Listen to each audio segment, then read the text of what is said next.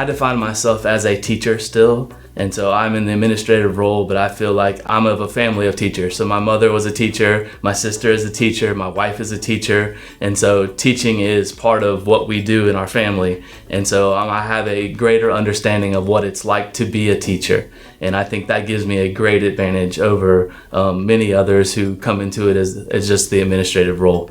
I'm a lifelong learner. I have a joy of learning, and I have a joy of teaching. I acknowledge that teaching is very difficult. It's a big challenge, and I want to be there with them along that journey to make it easier for them. I hear every night about the struggles of teaching, and I see every night the passion that goes into the countless hours of working towards being the best that teachers can be in the classroom. And so that's something that's also a constant reminder that reminds me of what my staff is going through each and every day to be here for their students.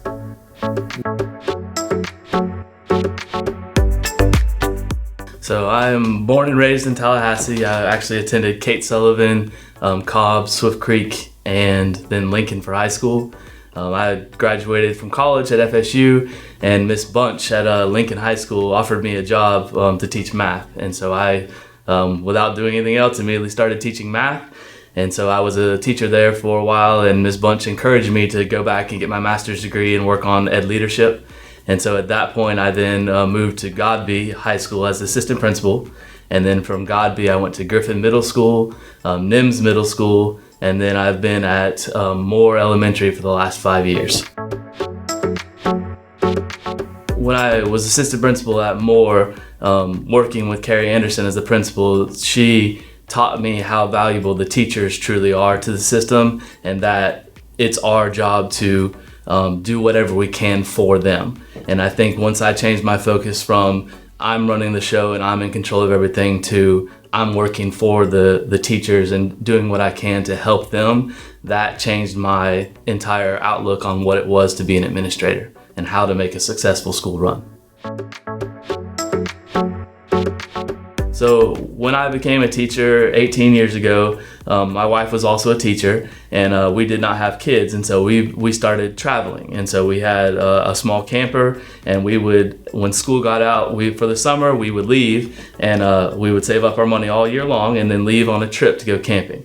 And so we traveled to all 50 states in the first 10 years we were married before we had children, and we spent time in every state. Including I spent about a month in Hawaii and about a month and a half in Alaska, and so we have started that again with our children. They have a map on their wall, and we are beginning the journeys to help them get to all 50 states. I am an outdoor person, and so I love finding places to hike, to swim, to be in nature, and so I want to pass that love on to my children.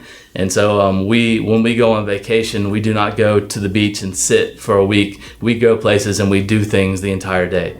And so on our trips, we plan out well ahead of time, and it's very much we're going to learn something, we're going to do something, we're going to have fun, and I want my children to learn that we don't have to spend our free time sitting and watching TV or doing things that aren't beneficial. We're going to get out there, see the world, and know that this is our country, especially, is an amazing place, but the world is an amazing place, and there's a lot to see outside our community.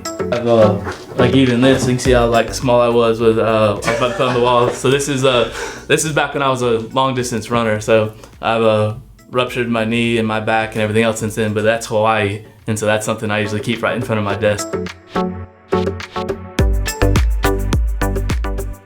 And so I have not met everybody here yet, and I'm in the process of doing that. But in each conversation I have, I want to show every employee that I care about their feelings, I care about where they've been, I care about why they do their job, and I care that they know they're doing their best.